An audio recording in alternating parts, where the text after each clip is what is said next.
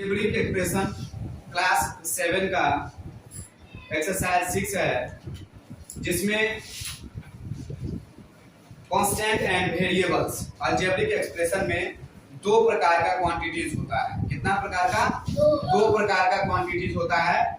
एक होता है कांस्टेंट और दूसरा होता है वेरिएबल्स। ठीक है, तो कांस्टेंट क्या होता है? What is constant? A symbol having a fixed numerical value is called a constant. एक ऐसा सिंबल 1 2 3 4 5 इस प्रकार से करोड़ों अरबों, है ना, जो भी एग्जैक्ट नंबर होगा उसको क्या कहेंगे? हम कांस्टेंट कहेंगे। क्या कहेंगे? कांस्टेंट। कांस्टेंट होने में कोई दिक्कत? कांस्टेंट में समझने में, है ना। नेक्स्ट पॉइंट है वेरिएबल। अब वेरिएबल क्या होता है?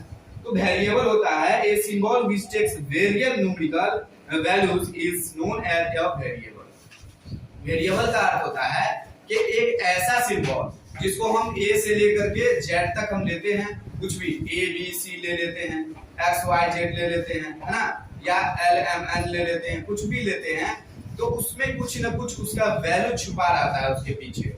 उस वैल्यू को हमको क्या करना होता है? फाइंड आउट करना होता है, इसीलिए वह वेरिएबल कहलाता है। क्लियर?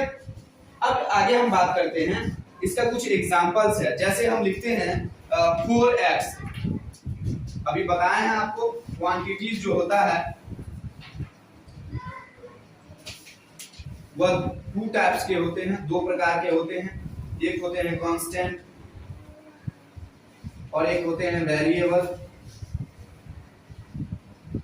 ठीक है, अब कांस्टेंट में अभी हम आपको एग्जांपल बताए हैं कि कांस्टेंट में जो होता है वह सिर्फ और सिर्फ नंबर होता है 1 2 3 इस प्रकार से, और यहाँ 2x 3x 2n 3n 4x या y भी हम लिख सकते हैं ना, 3z लिख सकते हैं, 9m लिख सकते हैं। इस प्रकार से कुछ भी हम यूज कर सकते हैं। उसके बाद है कि अगर हम 4 into 4 करते हैं तो मल्टीप्लाई 16 होता है, लेकिन ठीक इसी प्रकार यहाँ पर अगर 4x और 2y का मल्टीप्लाई करते हैं तो यहाँ 4 और 2 का मल्टीप्लाई तो होता है, 4 2 जा 8 हो जाता है, बट x और y यहाँ फिक्स नहीं है, कोई नंबर नहीं है, यह क्या है? वेरिएबल है, और इसीलिए इसको हम वहीं छोड़ देते हैं, x और y लिख देते हैं।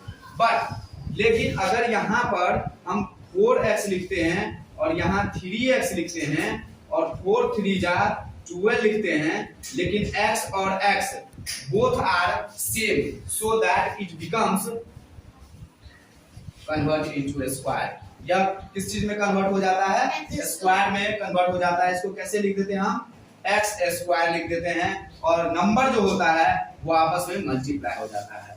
अगर इसको हम ऐड के रूप में समझे तो 4x प्लस 4y अगर हम लिखते हैं तो ना 4 और x जुड़ेगा और ना y x जुड़ेगा। यहाँ जैसे है वैसे ही लिखाएगा। बहुत कर सकते हैं तो इसमें हम कॉमन कर सकते हैं, x प्लस y कॉमन ऐसे लिख सकते हैं, लेकिन इस दोनों को हम ऐड नहीं कर सकते हैं। It's clear? नेक्स्ट हम इसमें कुछ और हम क्लियर करना चाहेंगे। अगर हम यहाँ पे सेम अगर दे देते हैं 4x और 4x, ये दोनों जो वेरिएबल्स है दोनों सेम है, तो यहाँ 4 और 4 क्या हो जाता है? 8 हो जाता है, और 8x आपका आंसर हो जाता है ऐड करने के बाद। समझ में आ रहा है? उसके बाद है algebraic expression, a combination of constant and variable connected by some और all of the 4 fundamental operation. 4 fundamental operation, 4 fundamental जो ऑपरेशन है, फंडामेंटल यानी बेसिक कार्य क्या सब होता है, तो बेसिक जो कार्य होता है हम उसे हम क्या कहते हैं? फंडामेंटल ऑपरेशन कहते हैं।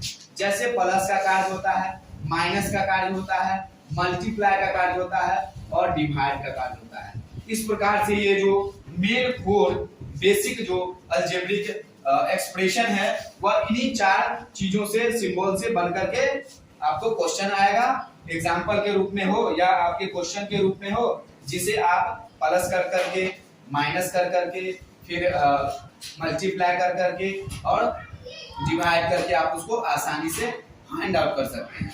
x का वैल्यू रहेगा तो x का वैल्यू फाइंड आउट करना है, z का वैल्यू रहेगा तो z का वैल्यू फाइंड आउट करना है, यानी जो भी रहेगा हमको उससे फाइंड आउट करना है। दूसरा पॉइंट ये है कि जब x रहता है तो x के साथ x को हम ऐड कर सकते हैं, वो आसानी से ऐड होगा, बट x और y ऐड नहीं होगा। अगर y है तो y को y वाले के साथ हम ऐड कर सकते हैं, मल्टीप्लाई डिवाइड कर नहीं भी होगा, क्योंकि x और y दोनों सेम नहीं है, डिवाइड नहीं होगा। मल्टीप्लाई अगर होगा तो ये x और y ऑलवेज अलग अलग, वो अपने ही रूप में रहेगा। क्लियर। दूसरा पॉइंट है कि जब हम इसको सॉल्व आउट करेंगे, जैसे मल्टीप्लाई है, क्या कहते हैं, डिवाइड है, तो ठीक उसी प्रकार जैसे हम सिंप्लीफिकेशन में बहुत सारे काम सीखते हैं, करते हैं, जैसे डिवाइड का काम होता है, प्लस का काम होता है ना, मल्टीप्लाई का काम होता है, ठीक उसी प्रकार से इसमें भी हम काम को क्लियर करेंगे और उसका आंसर जो भी होगा एक्स वाई जेड के रूप में उसको हम आसानी से फाइंड आउट करेंगे। कहीं को किसी प्रकार का कोई दिक्कत, समझ गए? ओके। हम इसमें बताना चाहेंगे अलजेब्रिक एक्सप्रेशन में कि various types of algebraic expression. Algebraic expression में 5 प्रकार होते हैं। इसमें मोनोमियल होता है, बायनोमियल होता है, हाँ, ट्रायनोमियल होता है, क्वाड्रिनोमियल होता है, उसके बाद पॉलिनोमियल होता है।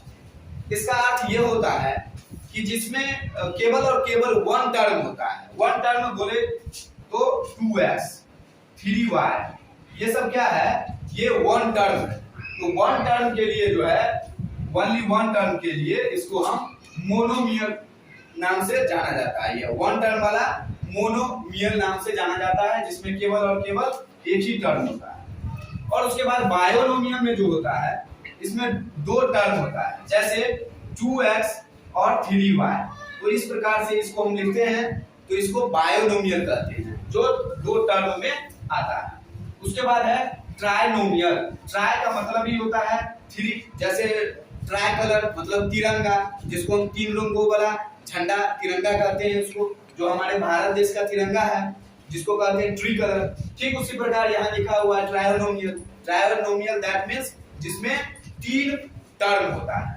3 टर्म कैसे, तो 3x प्लस 2y और माइनस 5z, 1 2 और 3, जिसमें 3 टर्म हो वो क्या कहलाता है, ट्रायनोमियल कहलाता है। उसके बाद बात आता है 4 टर्म्स का, है ना, क्वाड्रिनोमियल्स। क्वाड्रिनोमियल्स में 4 टर्म आता है, ठीक है। तो 2x स्क्वायर 2x प्लस, अगर हम इसमें 3y ऐड कर देते हैं, माइनस 2 भी अगर लिखते हैं तो इस प्रकार से 2z कर देते हैं, तो इस प्रकार से ये 1 2 3 और 4, इसमें 4 टर्म्स आ जाता है। इसमें आप सेकेंड टर्म्स में या फर्स्ट टर्म्स में इसमें कांस्टेंट नंबर का भी आप उपयोग कर सकते हैं, है ना। उसके बाद बात आती है पॉलिनोमियल्स का। पॉलिनोमियल्स क्या कह रहा है कि 2 या 2 से अधिक, 2 और मोर देन 2, जिसमें टर्म्स होता है उसे क्या कहते हैं, हम पॉलिनोमियल्स कहते हैं। इसके बारे में और कुछ हम बताएंगे, लेकिन इसके लिए आपको नेक्स्ट वीडियो देखना पड़ेगा।